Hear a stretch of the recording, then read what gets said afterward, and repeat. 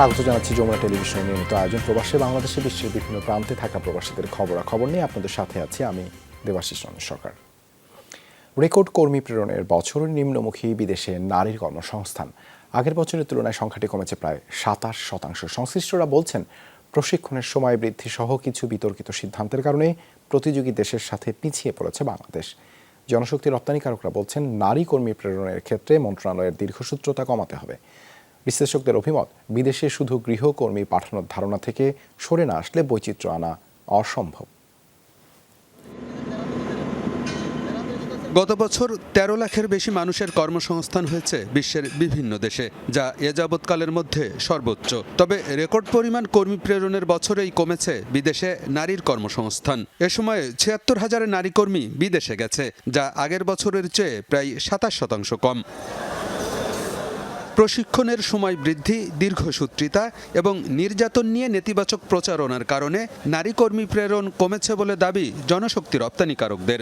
সব জায়গায় আমাদের অতিরিক্ত সময় লাগে। ইচ্ছা করলে আপনি ট্রেনিং সেন্টারে আজকে গেলে আজকেই ভর্তি করাতে পারবেন না, দীর্ঘ সময় অপেক্ষা করতে হয়। আমাদের অন্যতম প্রধান কারণ হচ্ছে যে আমাদের বাংলাদেশে দীর্ঘসূত্রিতা, আমাদের সময় অনেক বেশি ক্ষেপণ হয়ে যায়।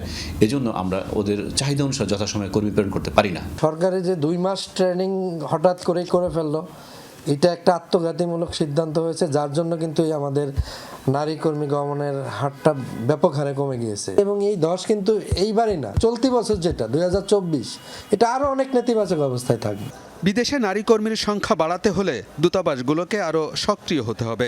নির্যাতনের ঘটনায় তাৎক্ষণিক উদ্যোগ নিতে হবে। একই সঙ্গে প্রশিক্ষণকে যুগ উপযোগী করা এবং দ্বিপাক্ষিক চুক্তির পুনর্মূল্যায়ন জরুরি বলেও মনে করেন জনশক্তি রপ্তানিকারকরা। নারী কর্মীদের অভিবাসনটা নিরাপদ করতে হবে, শতভাগ নিরাপদ করতে হবে। সেই নিরাপদ করতে হলে আমাদের যে সংশ্লিষ্ট দূতাবাসগুলো রয়েছে, সেই দূতাবাসগুলোকে অ্যাক্টিভ হতে হবে। ট্রেনিংটাকে 21 দিন অথবা 1 মাসের মধ্যে সীমাবদ্ধ করতে হবে। প্রতি সপ্তাহে এখানে আপনার একটা পরীক্ষা সিস্টেম, ইন্টারভিউ সিস্টেম করতে হবে। যারা যোগ্য পরীক্ষা দিয়ে তারা সার্টিফিকেট তারা নিবে। গৃহকর্মীদের হোম সিকনেসটা বেশি, তারপরে তাদের স্কিলনেসটা নাই, ল্যাঙ্গুয়েজ প্রবলেম ফিল করে, তারপরে খাদ্যাভ্যাস, যেটা খাবারের যে প্রবলেম ওরা অ্যাডজাস্ট করতে পারে না। অনেক সময় আমাদের ফিরে আসার প্রবণতাটা অনেক বেশি। এই সকল সব কিছু মিলে আসলে একটা শৃঙ্খলার মধ্যে নিয়ে আসতে না পারলে আমাদের এই নারী শ্রমিক প্রেরণটা আরো ব্যাহত হবে। অভিবাসন বিশ্লেষকরা বলছেন পুরুষের পাশাপাশি নারী কর্মীদের ক্ষেত্রেও ব্যাপক সম্ভাবনা আছে। তবে এক্ষেত্রে তাদের অভিবাসনকে নিরাপদ করতে হবে। মধ্যপ্রাচ্যে শুধু গৃহকর্মী পাঠানোর ধারণা থেকেও বেরিয়ে আসার পরামর্শ বিশ্লেষকদের। নারী শ্রমিক বলতে শুধুমাত্র ডোমেস্টিক ওয়ার্কার হিসেবে আমরা পাঠাচ্ছি, এবং যারা একেবারে আনএডুকেটেড, একেবারে প্রত্যন্ত অঞ্চলের নিরীহ নারী, তাদেরকে আমরা ধরে ধরে বিদেশে পাঠাচ্ছি। শুধুমাত্র গৃহকর্মী না, আমি যদি কেয়ার গিভার হিসেবে তাদেরকে পাঠাতে পারি, একটু শিক্ষিত জনগোষ্ঠীকে এখানে নিয়ে আসতে পারি, যে একটু পড়তে পারে, যে একটু কথা বলতে পারবে, যে নেগোসিয়েশনটা করতে পারবে, তাহলে কিন্তু এই ক্ষেত্রে আরও ভালো কিছু করার সুযোগ থাকবে। দক্ষ কর্মী বিদেশে পাঠানো গেলে প্রবাসী আয় বৃদ্ধির পাশাপাশি নিরাপদ অভিবাসন নিশ্চিত করা সম্ভব হবে বলেও মনে করেন বিশ্লেষকরা। আলমগীর হোসেন, যমুনা নিউজ, ঢাকা। যুক্তরাজ্যের প্রাচীনতম খেতাব freedom of the city of লন্ডনে ভূষিত হলেন বাংলাদেশি বংশোদ্ভূত ব্রিটিশ নাগরিক জামাল খান। সমাজসেবামূলক কার্যক্রমে গুরুত্বপূর্ণ অবদানের জন্য এই বিশেষ সম্মাননা দেয়া হয় তাকে। সোমবার লন্ডনের ঐতিহ্যবাহী গিল্ড হলে জামাল খানের হাতে তুলে দেওয়া হয় সম্মাননাটি। সম্মাননা কমিউনিটির জন্য উৎসর্গ করেন তিনি। জানান বিশেষ এই পুরস্কার পেয়ে তিনি গর্বিত। জানান যে কাজ তাকে এই সম্মান এনে দিয়েছে তা অব্যাহত রাখবেন। জামাল খান কমিউনিটির নানা সংগঠনের সাথে যুক্ত থাকার পাশাপাশি যুক্তরাজ্য যুবলীগের ভারপ্রাপ্ত সাধারণ সম্পাদক হিসেবে দায়িত্ব পালন করছেন। জামাল খানের এই অর্জনে গর্ব প্রকাশ করেন যুক্তরাজ্য আওয়ামী লীগের সভাপতি সুলতান মাহমুদ শরীফ। এ সময় উপস্থিত ছিলেন জামাল খানের পরিবার ও ব্রিটিশ বাংলাদেশি কমিউনিটির সদস্যরা। আমি মনে করি যে এইটা পেয়ে আমার আসলে খুব ভালো লাগতেছে এবং আরো ভালো কাজ যেন করতে পারি, এইটাই আজকে আমার প্রতিজ্ঞার। সংযুক্ত আরব আমিরাতে বাংলাদেশ সমিতি আজমানের উদ্যোগে বার্ষিক বনভোজনের আয়োজন করা হয়। দুবাইয়ের মুশরিফ পার্ক দিনব্যাপী মুখরিত ছিল প্রবাসীদের পদচারণায়। দেশীয় নানা আয়োজন আর খেলাধুলার সময় কাটান প্রবাসীরা। বর্ণিল আয়োজন নজর কাড়ে স্থানীয়দের। বিদেশ বিভূঁইয়ে দেশের সংস্কৃতি আর ঐতিহ্যের ছোঁয়া পেয়ে আনন্দিত প্রবাসীরা। সফলভাবে আয়োজন সম্পন্ন করতে পেরে খুশি আয়োজকরাও।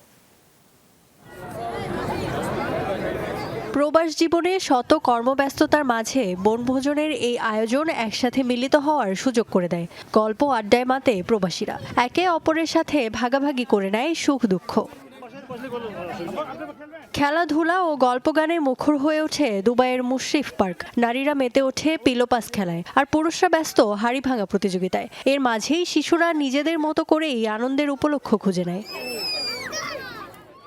দেশীয় সংস্কৃতি আর ঐতিহ্যবাহী নানা আয়োজনে সম্পন্ন হয় প্রবাসীদের বনভোজন। বার্ষিক এ মিলন মেলায় উপস্থিত হয়েছিলেন দেশটিতে বসবাসরত প্রায় 6 শতাধিক বাংলাদেশি। পরিবার পরিজন ছেড়ে বিদেশের মাটিতে একটা দিন বাংলাদেশিদের সাথে নানা আনন্দ আয়োজনে কাটাতে পেরে উচ্ছ্বসিত প্রবাসীরা। মেয়েদের অনেক রকমের খেলাধুলা ছিল, বাচ্চাদের ছিল, পিলো পাসিং ছিল। মনে হচ্ছে যেন আমি একটু ছোটখাটো এক টুকরো বাংলাদেশে এসে বসছি। গর্বের বিষয়, আমরা এখানে যে বাংলাদেশ যে পৃথিবীর মধ্যে একটা উদীয়মান দেশ, তার আরেকটা প্রমাণ। আজমান বাংলাদেশ সমিতির সভাপতি আব্দুল আলিমের সভাপতিত্বে ও সাধারণ সম্পাদক শিকদার মোহাম্মদ শাফায়েতুল্লাহর সঞ্চালনায় বনভোজনে প্রধান অতিথি ছিলেন বাংলাদেশ কনসুলেটের consul general BM Jamal Hossain. বিশেষ অতিথি ছিলেন বাংলাদেশ ওমেন অ্যাসোসিয়েশন দুবাইয়ের সভাপতি আবিদা হোসেন। প্রবাসে সফলভাবে এমন আয়োজনের প্রশংসা করেন তারা।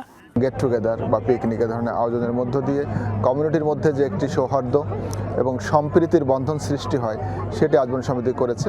আজকে যে বার্ষিক বনভোজনটা হলো, অসম্ভব চমৎকার একটা সুন্দর পরিবেশে আমরা সবার বাংলাদেশিদের মিলন মেলা আমরা আজকে এখানে দেখতে পাচ্ছি। সফলভাবে আয়োজন সম্পন্ন করতে পেরে খুশি আয়োজকরাও। আজকে একটা প্রোগ্রাম আমরা করলাম, এই ধরনের অনেক প্রোগ্রামই আমরা করব, কিন্তু আমাদের মুখ্য উদ্দেশ্য হইল আমরা যেন মানব কল্যাণে, জনকল্যাণে কাজ করতে পারি। আমাদের বাংলাদেশ সমিতি আজমানের বর্ষপূর্তি উপলক্ষে আজকে যে বাৎসরিক বনভোজন হয়েছে, আজকে এই ধারাবাহিকতা সবসময় অব্যাহত থাকবে।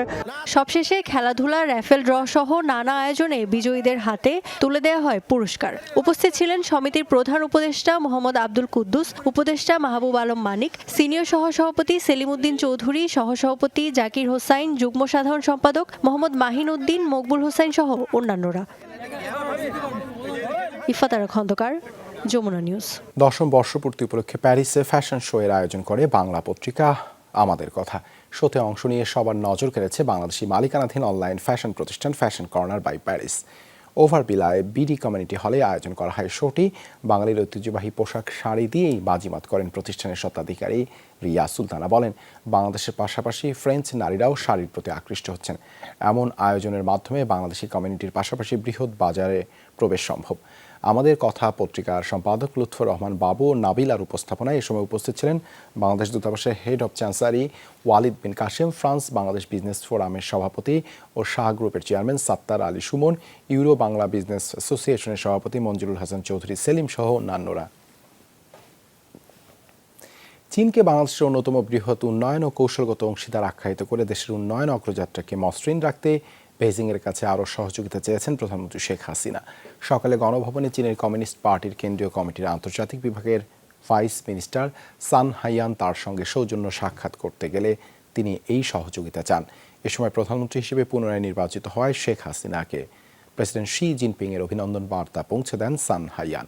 বলেন, দেশবাসীর ভাগ্য পরিবর্তনের সংগ্রাম এবং বাংলাদেশি জনগণের প্রতি ভালোবাসা আর মমতার কারণে শেখ হাসিনা পুনর্নির্বাচিত হওয়ার বিষয়ে নিশ্চিত ছিলেন শি জিনপিং। এ সময় প্রধানমন্ত্রী শেখ হাসিনাকে চীন সরকার ও দেশটির কমিউনিস্ট পার্টির পক্ষ থেকে অভিনন্দন জানান পার্টির আন্তর্জাতিক বিভাগের ভাইস মিনিস্টার সান হাইয়ান। আগে যাই বলুক, দ্বাদশ সংসদ নির্বাচন নিয়ে কোনো প্রশ্ন তোলেনি ইউরোপের দুই পরাশক্তি জার্মানি ও ফ্রান্স, জানিয়েছেন পররাষ্ট্রমন্ত্রী ডক্টর হাসান মাহমুদ। বলেন, প্রধানমন্ত্রী শেখ হাসিনাকে লেখা দুদেশের সরকার প্রধানের অভিনন্দন বার্তা পৌঁছে দিয়েছেন রাষ্ট্রদূতরা। এ সময় বঙ্গবন্ধু স্যাটেলাইট 2 ও এয়ারবাস কেনার ব্যাপারেও আলোচনা হয়েছে বলে জানান ফ্রান্সের রাষ্ট্রদূত মেরি মাসতুপুই। আর 16 ফেব্রুয়ারি জার্মানিতে শুরু হতে যাওয়া মিউনিক সিকিউরিটি কনফারেন্সে প্রধানমন্ত্রী অংশ নিচ্ছেন বলেও জানান পররাষ্ট্রমন্ত্রী। নতুন পররাষ্ট্রমন্ত্রীকে অভিনন্দন জানাতে সকালে মন্ত্রণালয়ে আসেন ফ্রান্সের রাষ্ট্রদূত মেরি মাসদুপুই। সৌজন্য সাক্ষাৎ বলা হলেও প্রায় ঘণ্টাখানেক দ্বিপাক্ষিক ইস্যুতে আলোচনা করেন তারা। এ সময় জলবায়ু পরিবর্তনের প্রভাব মোকাবিলা, রোহিঙ্গা সংকট, তথ্য প্রযুক্তি ও শিক্ষা খাতে সহযোগিতা বৃদ্ধি নিয়ে আলাপ করেন তারা। গেল বছর ফ্রান্সের প্রেসিডেন্ট ইমানুয়েল ম্যাখর ঢাকা সফরে বঙ্গবন্ধু স্যাটেলাইট 2 উৎক্ষেপণে সমঝোতা স্মারক সই করে দুই দেশ। সেটি দ্রুত বাস্তবায়নের পাশাপাশি ফ্রান্স থেকে এয়ারবাস কেনা নিয়েও আলোচনা হয় বৃহস্পতিবারের বৈঠকে। নতুন স্যাটেলাইট স্থাপন ও পরিচালনায় বাংলাদেশের অংশীদার থাকতে চাই আমরা। পররাষ্ট্রমন্ত্রীর সাথে বৈঠকে এয়ারবাস কেনাবেচা নিয়েও আলোচনা হয়েছে। আবহাওয়া বার্তা পাঠানোর জন্য এবং সিকিউরিটি পারপাস এন্ড এক্সেট্রা এর জন্য স্যাটেলাইট 2টা ইম্পর্টেন্ট, তো সেটি অবশ্যই আমাদের প্রায়োরিটি। তো সেটার জন্য এমওইউ হয়েছে মাত্র সেপ্টেম্বর মাসে। এরপরে আমরা ইলেকশনে ছিলাম এবং নতুন সরকার গঠিত হয়েছে, নিশ্চয়ই এই কাজটি দ্রুত এগোবে। ফ্রান্সের পরপরই জার্মান রাষ্ট্রদূত অখিম ট্রস্টার সাক্ষাৎ করেন পররাষ্ট্রমন্ত্রীর সঙ্গে। আলোচনা হয় ফেব্রুয়ারিতে প্রধানমন্ত্রী শেখ হাসিনার জার্মানি সফর নিয়ে। ব্যবসা বাণিজ্য বাড়ানোর পাশাপাশি সামরিক সহযোগিতা বাড়াতেও কথা বলেন তারা। মাননীয় প্রধানমন্ত্রী মিউনিখ সিকিউরিটি কনফারেন্সে যাওয়ার সিদ্ধান্ত গ্রহণ করেছেন। বায়োলেটারাল মিটিংস নিয়ে আমরা কাজ করছি। বাংলাদেশের নির্বাচন নিয়ে আগে থেকেই বেশ সোচ্চার ছিল জার্মানি। মন্ত্রীর সঙ্গে সাক্ষাতে এ বিষয়ে আলোচনা হয়েছে কিনা জানতে চান সাংবাদিকরা। নির্বাচন প্রসঙ্গে কোনো কথা তারা তোলেননি, এ নিয়ে আলোচনা হয়নি, বরং জার্মান এবং ফ্রান্সের প্রেসিডেন্ট যে অভিনন্দন জানিয়েছে মাননীয় প্রধানমন্ত্রীকে, সেই অভিনন্দন বার্তার হার্ড কপি আমাকে তারা হস্তান্তর করেছে। মাহফুজ মিশু, যমুনা নিউজ, ঢাকা। বাংলাদেশের দ্বাদশ জাতীয় নির্বাচনের আগে বিরোধী দলের 25,000 নেতাকর্মীকে আটকের কথা জানিয়ে তাদের মুক্তি চেয়েছে জাতিসংঘের একটি বিশেষজ্ঞ দল। বুধবার জাতিসংঘের মানবাধিকার বিষয়ক হাই কমিশনারের কার্যালয়ের অফিসিয়াল ওয়েবসাইটে এ আহ্বান জানানো হয়। একই সঙ্গে বাংলাদেশে বিদ্যমান দমনমূলক পরিস্থিতি থেকে সরে এসে অংশগ্রহণমূলক রাজনীতি ও সংলাপের পথে ফিরে আসার তাগিদ দেওয়া হয়েছে। এদেশে মানবাধিকার সুরক্ষায় অগ্রাধিকার দিয়ে বড় ধরনের সংস্কার পদক্ষেপ গ্রহণে উদ্যোগী হতে বাংলাদেশ সরকারের প্রতি আহ্বান জানিয়েছে জাতিসংঘের এই বিশেষজ্ঞ দল। তারা নাগরিক সমাজের প্রতিনিধি, মানবাধিকার কর্মী, সাংবাদিক ও রাজনৈতিক কর্মীদের উপর আক্রমণ, হয়রানি ও ভয়ভীতি দেখানোর ঘটনায় উদ্বেগ জানিয়েছে। এতে নির্বাচন কেন্দ্রিক সহিংসতায় দেশটিতে 56 জন নিহতের কথা উল্লেখ করে রাজবন্দীদের নির্যাতন ও চিকিৎসা সেবা না দেওয়ার অভিযোগ করা হয়। মালদ্বীপ থেকে ভারতীয় সেনা সরানোর বিষয়ে এখনও কোনো নির্দেশ দেয়নি মোদি প্রশাসন, এমনটি জানিয়েছেন ভারতীয় নৌবাহিনীর প্রধান অ্যাডমিরাল হরি কুমার। গণমাধ্যমকে দেওয়া সাক্ষাৎকারে তিনি বলেন, সেনা প্রত্যাহারের বিষয়ে এখনও কোনো নির্দেশনা আসেনি, তবে সিদ্ধান্তে যাই হোক না কেন তা মানতে প্রস্তুত ভারতীয় নৌবাহিনী। চীন সফর থেকে ফিরে মালদ্বীপের প্রেসিডেন্ট মুইজ্জু ঘোষণা দেন, দেশে কোনো ভারতীয় সেনা থাকতে পারবে না। 15 মার্চের মধ্যে ভারতীয় সব সেনা সদস্যকে ফেরত যাওয়ার নির্দেশ দেন তিনি। পিরোজপুরে অবৈধভাবে ভারতে 1.5 কোটি টাকার সুপারি পাচারকালে 2টি ট্রলার সহ 3 জনকে গ্রেপ্তার করেছে পুলিশ। বৃহস্পতিবার এই ঘটনায় নেসারাবাদ থানায় চোরাচালানের অভিযোগে ইউপি চেয়ারম্যান শাহজাহান হাওলাদার সহ গ্রেপ্তারকৃতদের বিরুদ্ধে মামলা করা হয়েছে। পুলিশ জানায়, গোপন সংবাদের ভিত্তিতে বুধবার রাতে সন্ধ্যা নদীর বিনয়েকপুর এলাকায় অভিযান চালানো হয়। অভিযানে 2টি মাছ ধরার ট্রলার সহ 1.5 কোটি টাকা মূল্যের সুপারি জব্দ করা হয়। গ্রেপ্তার করা হয় 3 জনকে। এ সময় ট্রলারের মালিক মঠবাড়িয়া উপজেলার তুষখালী ইউপি চেয়ারম্যান শাহজাহান হাওলাদার সহ 10-12 জন পালিয়ে যায়।